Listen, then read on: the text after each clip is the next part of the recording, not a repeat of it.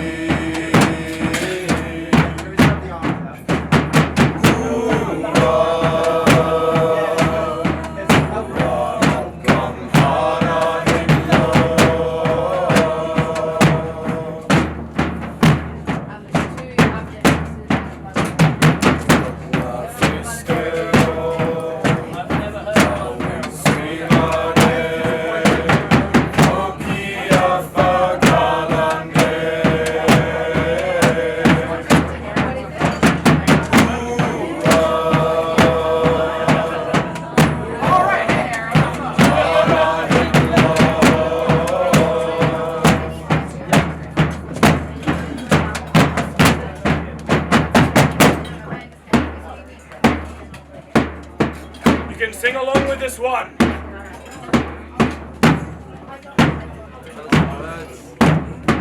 Repeat after us.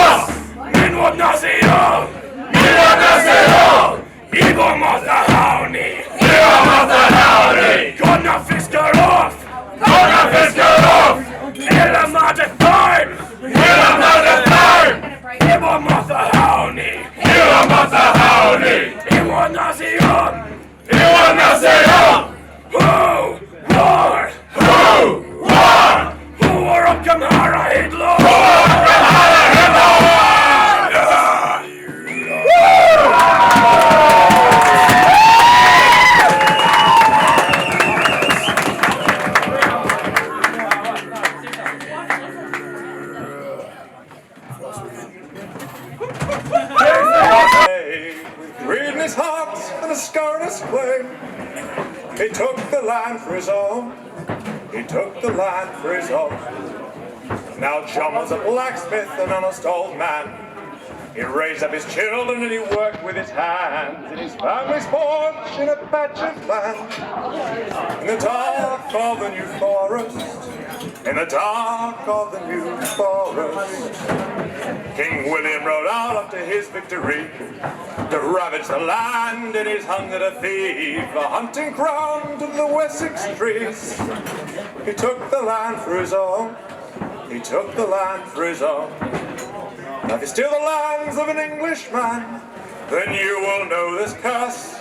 Your firstborn son's warm blood will run upon this English earth. King William's son was called Rufus the Red.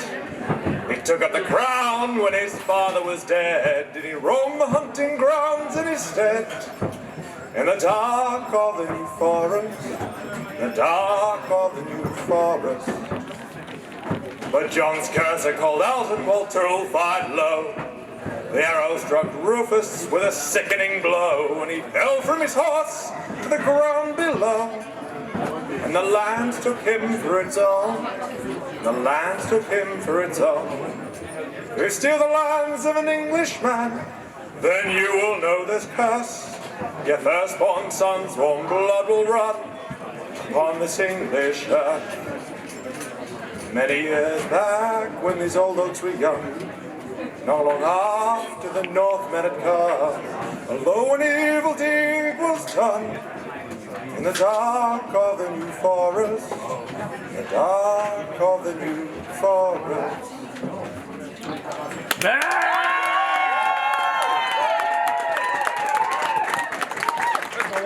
Anyone who has heard me tell stories will be quite relieved to know that I am singing tonight. So, yeah, I thought that would get a few cheers from the people who have actually heard Show some respect to the bard, shut up! Now, I don't usually sing in public, so please forgive me if I'm a bit shite. As long as you enjoy yourself, love. Yeah. Show us what you got. I am my mother's savage daughter, the one who runs there for cursing sharp stones. I am my mother's savage daughter. I will not cut my hair, I will not lower my voice. My mother's child is a savage. She looks for Romans in the colors of stones, in the faces of cats, in the fall of feathers, in the flicker of fire, in the cold. I am my mother's savage daughter, the one who runs barefoot, cursing sharp stones. I am my mother's savage daughter. I will not cut my hair, I will not lower my voice. My mother's child dances in darkness and sings hidden songs by the light of the moon, and counts the stars and renames the planets, hopes to reach them with a song in the room. I am my mother's savage daughter, the one who runs barefoot, cursing sharp stones. I am my mother's savage daughter. I will not cut my hair, I will not lower my voice. My mother's child. Lord, I'm sick. Hey! Get the rhythm, get the rhythm. Savage daughter, cursing sharp stones. I am my mother's savage daughter. I will not cut my hair, will not lower my voice. Now my mother's child curses too loud and too often. My mother's child laughs too hard and too long, and howls at the moon, and sleeps in ditches, and clumsily raises her voice in this song. We are our mother's savage daughters, the ones who run barefoot, cursing sharp stones. We are our mother's savage daughters. Yeah. We will not cut our hair, we will not lower our voices.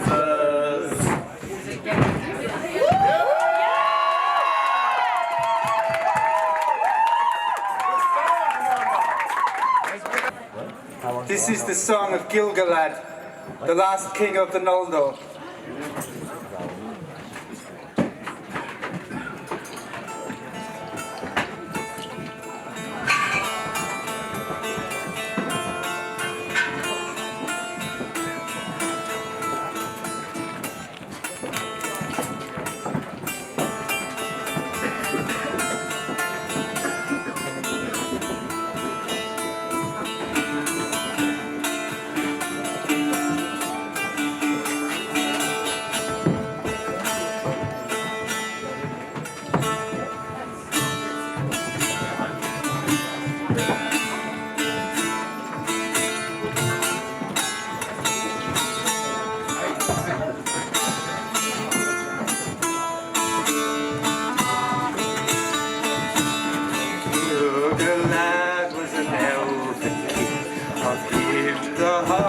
the sadly sing, the last whose realm was fair and free, between the mountains and the sea. His sword was long, his lance was keen, his shining helm afar was seen. The countless stars of heaven's field were mirrored in his silver shield.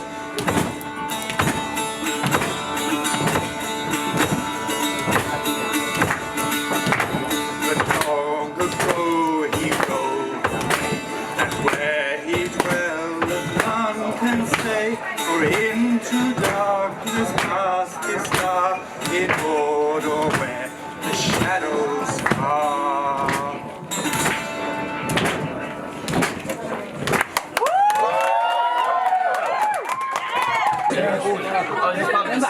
That's there for those who need it. Oh shit, I'll get out of the way. Sorry, that is why. Alright, all, it's nice to meet you, and we are the Jolly Bastards.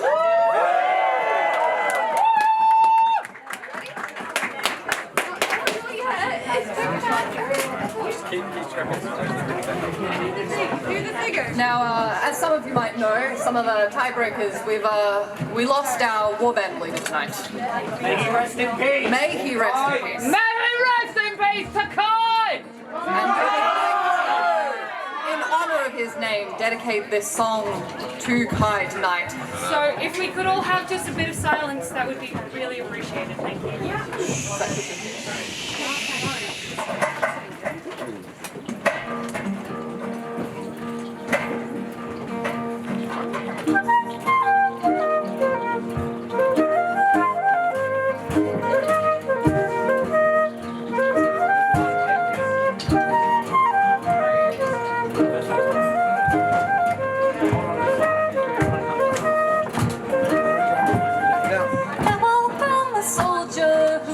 A mighty sword, he will tear your city down. Olay, olay, oh Lord.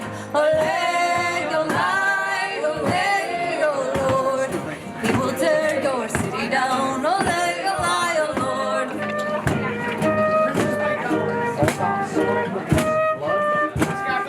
There will come a poet who carries light. He will slay you with his tongue. Olay, olay, oh Lord.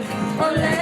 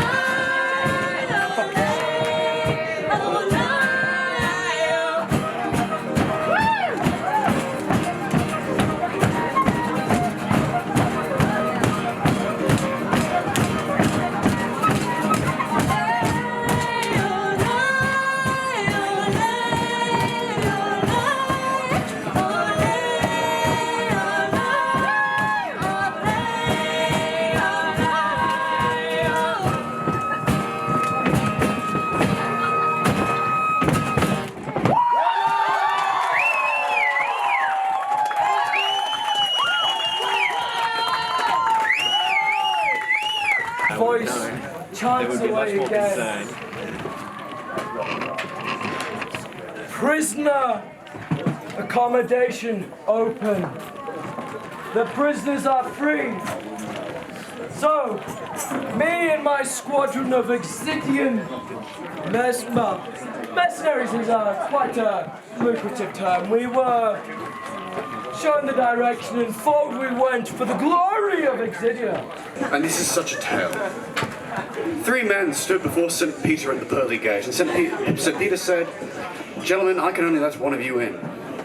So the first man stepped forward and said, "St. Peter, I believed my wife was cheating on me. I came home early one day and I found her naked in the bed, looking shocked and afraid. She said, 'Oh, hi honey, you're home early?' Ah, got him, the bastard, I thought. I checked under the bed, I checked under the sink, and I couldn't find him. Thinking he was making a quick getaway, I looked out on the balcony, and there he was, hanging naked beneath me, on our 2nd-story patio. I jumped on his fingers, I cursed, I swore, but he wouldn't let go. So I ran inside, I pulled out a meat cleaver, and I cut him off. And he fell to the floor, but the damnedest man had the audacity to stay alive. So I ran inside, and in my rage, I threw the fridge on top of him. And you see, St. Peter, I must have torn something, because I had a heart attack not long after, and here I am. That is quite the story. You there, come forward. The second man stepped forward and said, "Well, you see, St. Peter, life was great. I had a brand new job, a new girlfriend, a new puppy. Oh, it was amazing, but you see, I like to air my bits out a little bit, so sometimes I just strut naked. And it was one of those days... Wait for the board! It was one of those days I was just strutting naked, and, well, you see, I slipped on my dog's wee. And being on the 3rd story, I had quite the way to fall, but thankfully I managed to grab onto the balcony below me. And all of a sudden, this raving lunatic came out of nowhere, and he was jumping on my hands, and he was cursing, and then he cut my fingers off. Of course, I fell. What else was there to do? And just as I was getting up to move out of the way, a fridge landed on top of me.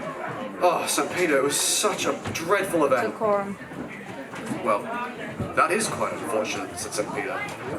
And the 3rd man stepped up and said, "Well, you see, St. Peter, I was naked and inside a fridge."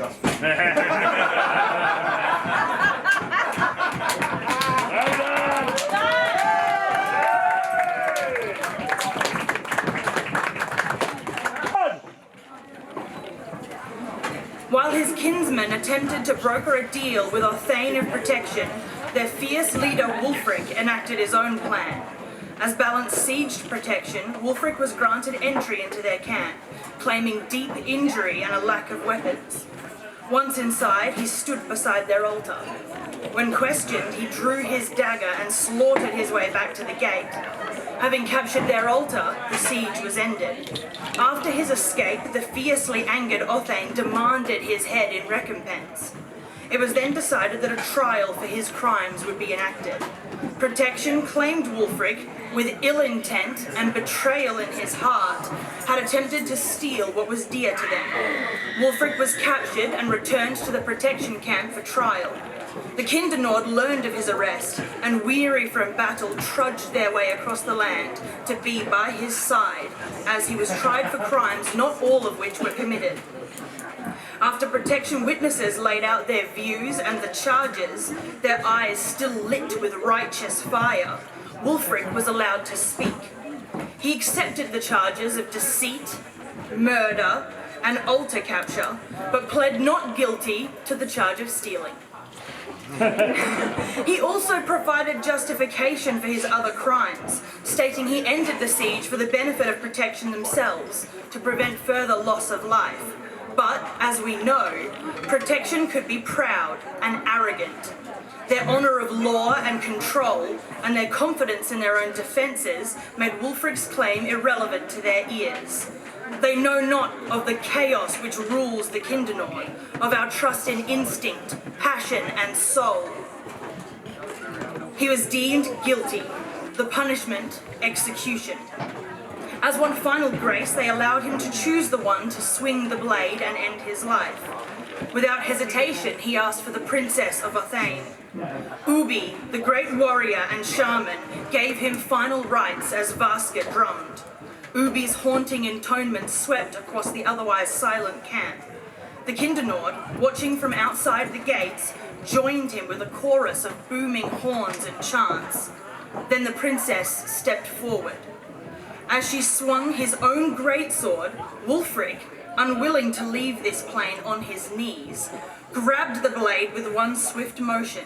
He deftly jumped to his feet, flipping the sword into his bloodied hands, and skewered her where she stood.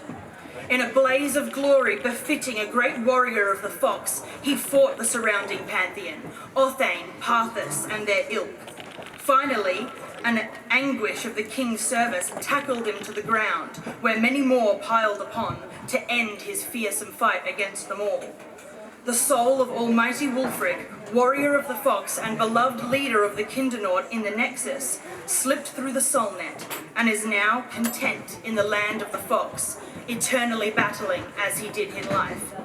Our loss is still keen, our grief fresh and biting, but we live on, remembering Wulfric always.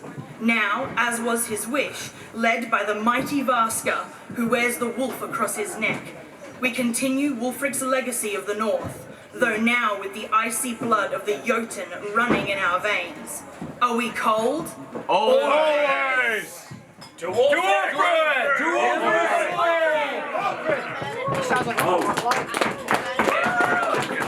Very appropriate right now, so we play this very, very simple song for you. Let's see if you can hear it.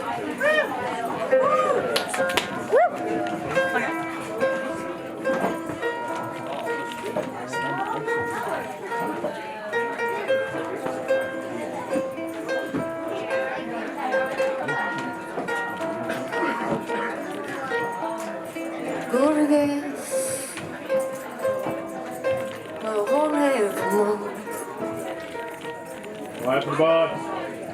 Sitting dead in the middle, in the letto, guardare nel slim. Sorry.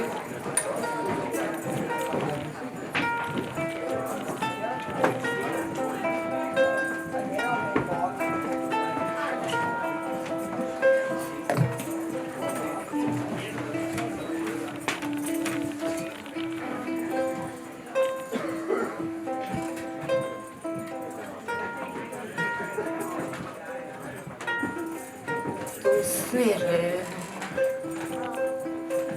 no stemma, this sort of bullet, we have no more.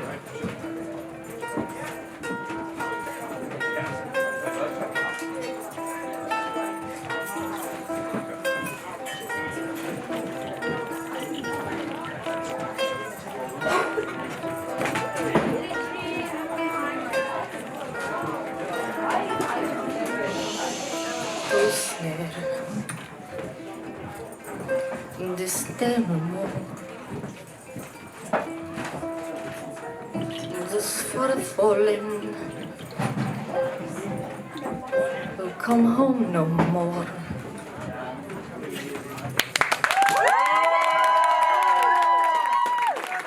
Children's cry, I do not think you know what you behold. I was born of aching hurt, of fairy tales and bloody dirt. I hope you do exactly as you're told.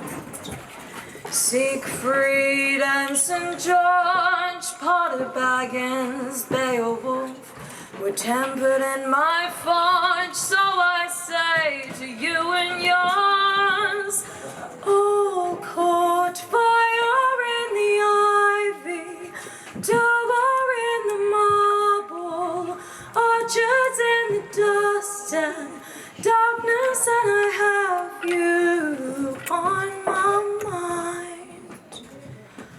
Once a mighty tree was born, for you to know all that is known. I hope you heed exactly as I say.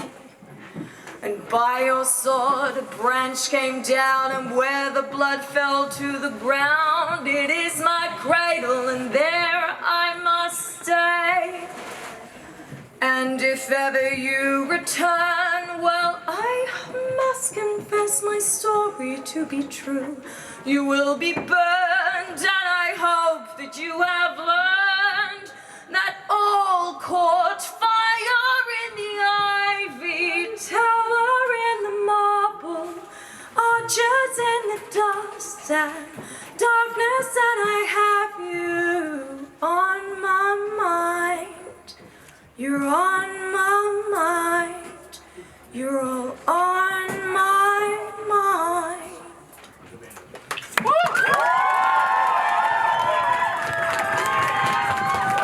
I'll get there. All right. Gather round and I'll tell you a story of a castle that fills men with fear. Now this might make you feel a bit queasy, or this might make you feel a bit queer. The castle stood high on Kirk Douglas, a wee little town off us through, but was lived in by nosy young pixies and a slimy green bogeyman too. But deep in the bowels of the castle lived the most horrid thing that could be. The ghoulie of Kirk Douglas was he. He'd an eye in the middle of his forehead and hair all over his face. His skin was all warty and wrinkly, but with ghoulies, that's often the case. His feet were the length of a lifeboat, not to mention the width of his toes. And if you couldn't get no bed and breakfast, you could keep for the night up his nose. Now this monster dined chiefly on women. He gobbled them up, never fear. His taste was for pretty young virgins, so I doubt he'd survive longer in here. Now, the monster kidnapped a young lassie called Kirsty MacDonald McBlack. She was large, tasty and saucy. See, everyone called her Big Mac. Now, Kirsty, she had a fine boyfriend, and wee Jock and Var was his name. He was noted for tossing the caber, but he went with the girls just the same. Now, when Jock heard the monster had stolen his Kirsty away, with his bagpipes he shot up Kirk Douglas and confronted that monster straight away. Quiet! The monster, he grabbed our young hero, and Jock cried out loud with surprise. But when you're dragged off by the ghoulie, it's bound to bring a tear to your eye, eh? The monster, he wickedly crushed Jock, and as Jock's life was ebbing away, he reached for his trusty wee bagpipes, and he mournfully started to play. The monster's one eye started rolling, and a strange grin came over his face. And with a tip-tappy-toe, he was dancing like a loony all over the place. The monster danced high on the turrets, hypnotized by the piper's strange sound, which was played in the key A-flat, monster, as the ghoulie fell splat to the ground. Now, since that great day in Kirk Douglas, our lasses are safe from mishap, for we know that all hairy great ghoulies will always fall into Jock's trap.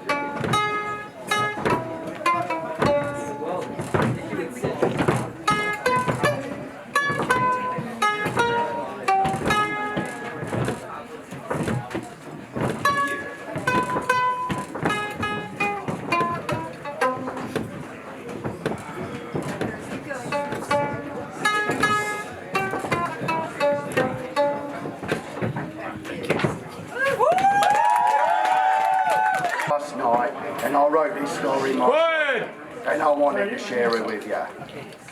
So what happened was, in the town of Ire, some warpath members found an orc lady and 2 doctors. There was a white doctor and a black one.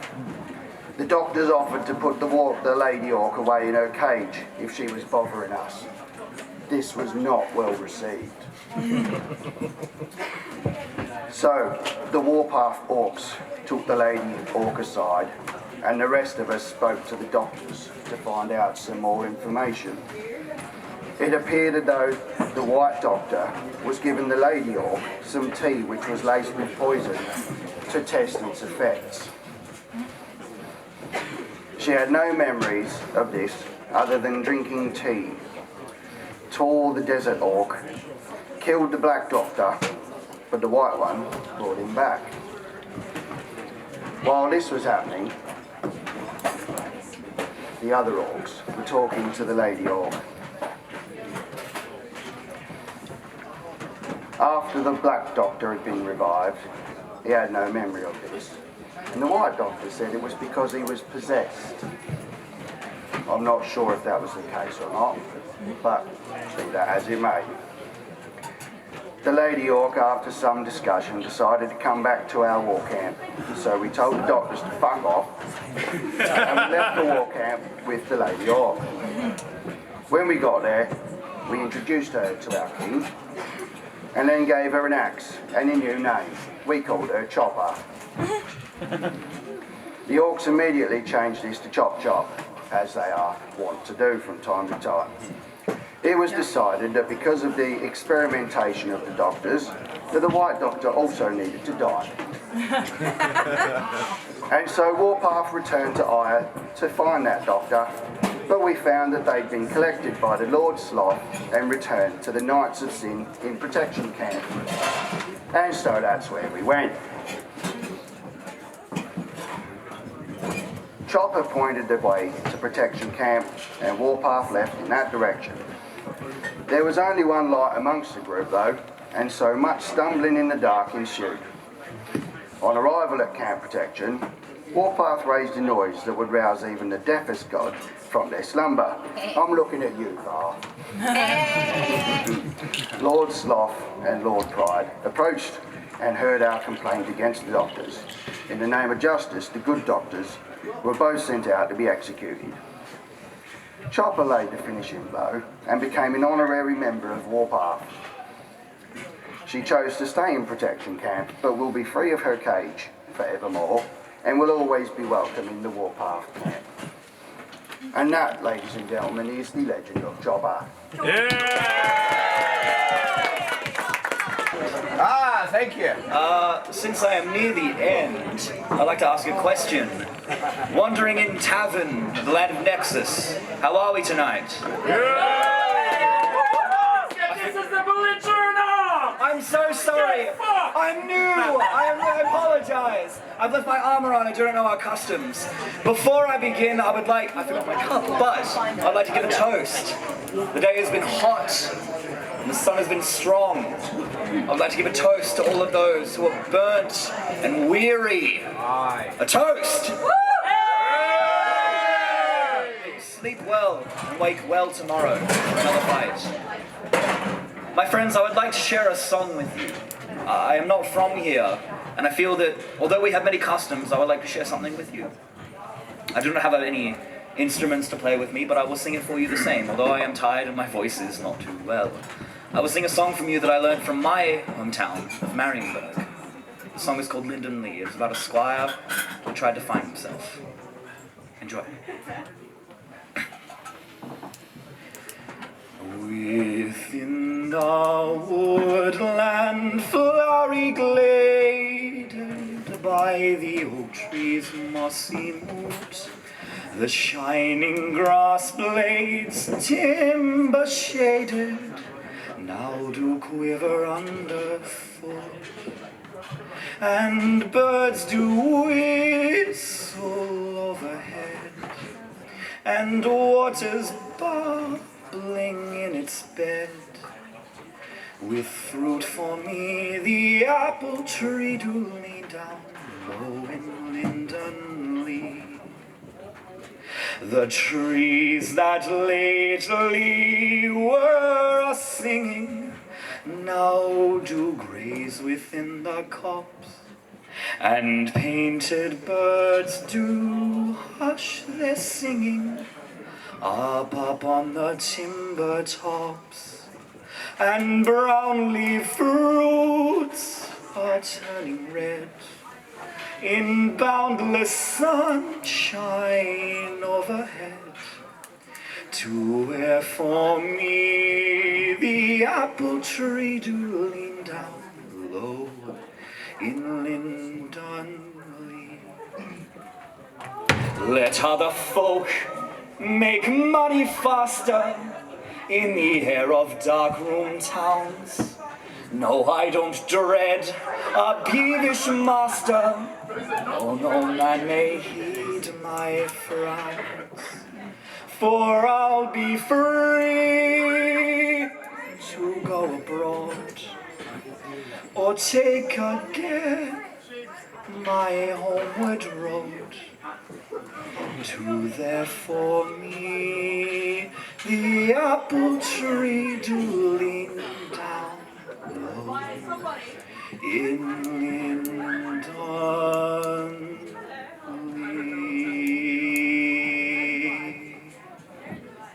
Thank you.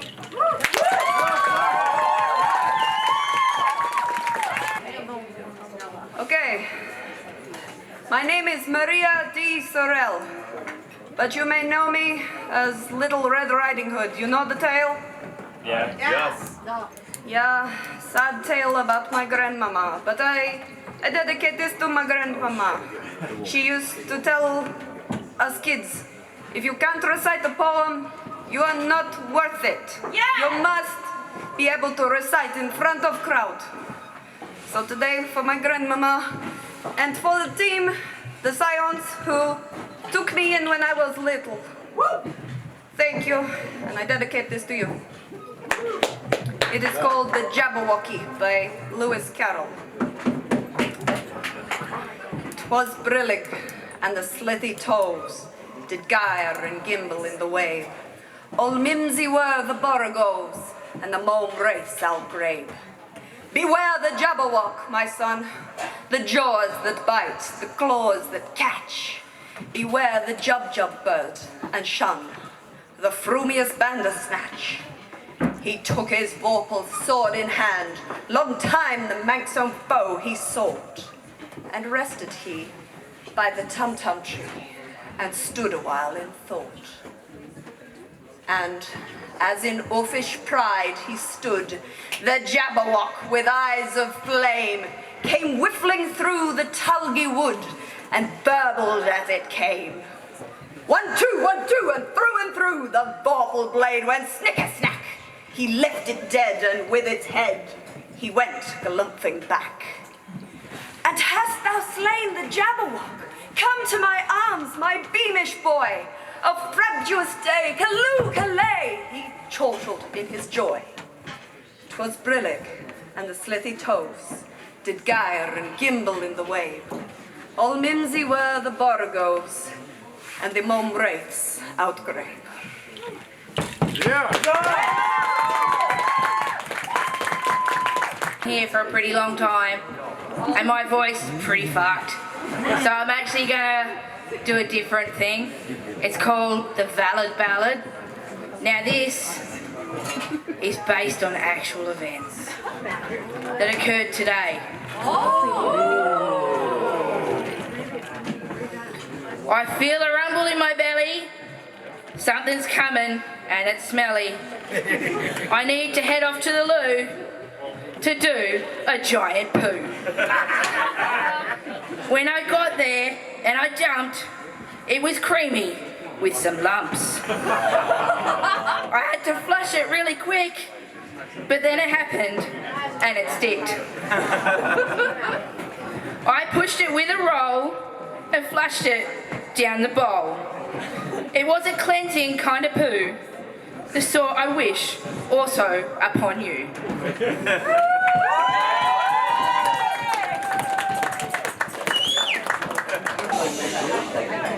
It was definitely a very difficult choice between both of us, but we have decided what.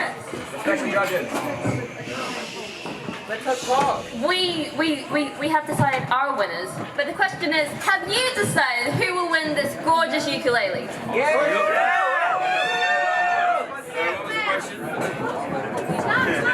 Alright, so we are going to go through the names on the list, and whoever gets the loudest applaud will gain this ukulele.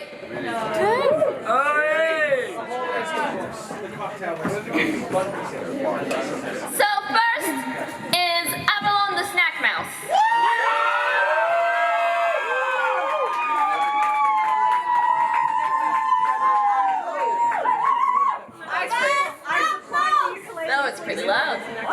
Second is Kindernon.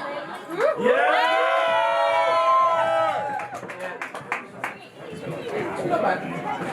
6 out of 10. Third is Bane.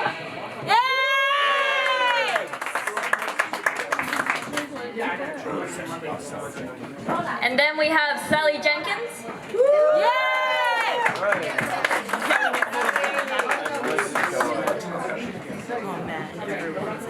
Alacomas Sabotage. And then we have the three-man band, the Jolly Bastards.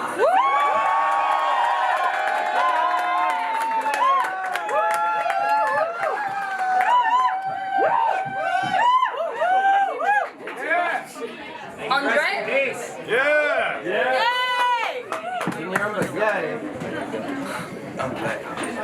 The gunman with the band. The gun band with a band gun?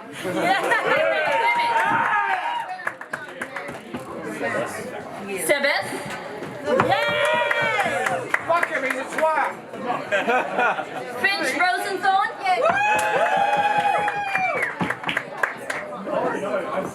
Raoul?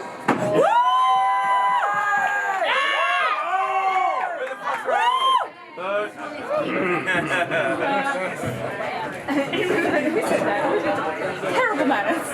Eldra? Ajaxus?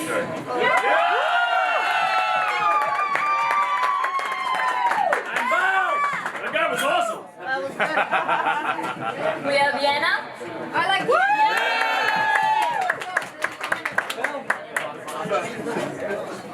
Garrus? Lawrence Dilley?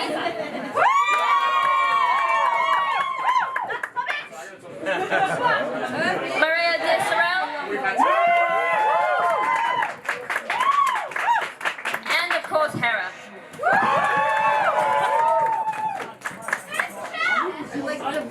Oh, and Rochelle. And Rochelle.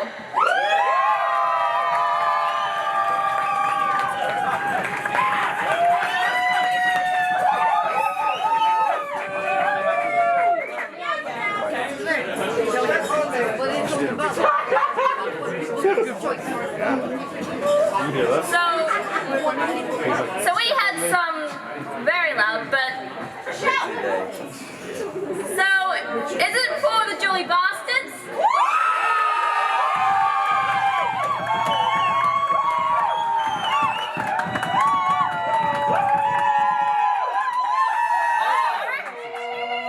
Or Rochelle?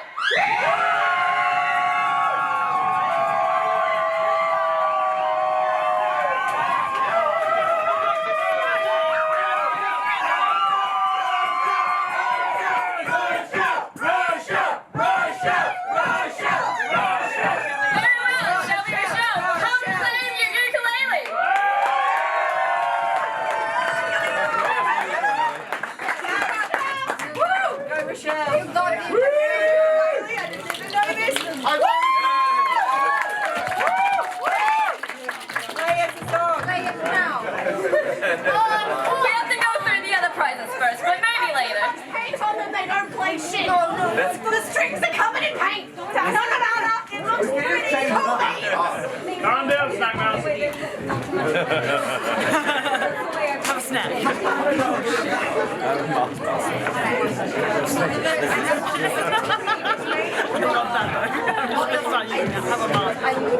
So of course we have this bucket of Delightful dream sharing. of lovely sharing goods, or the winner cannot share if they wish to. Good luck. Intense.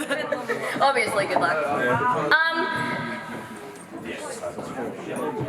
Basically, I believe it should go to Raru. Thank you!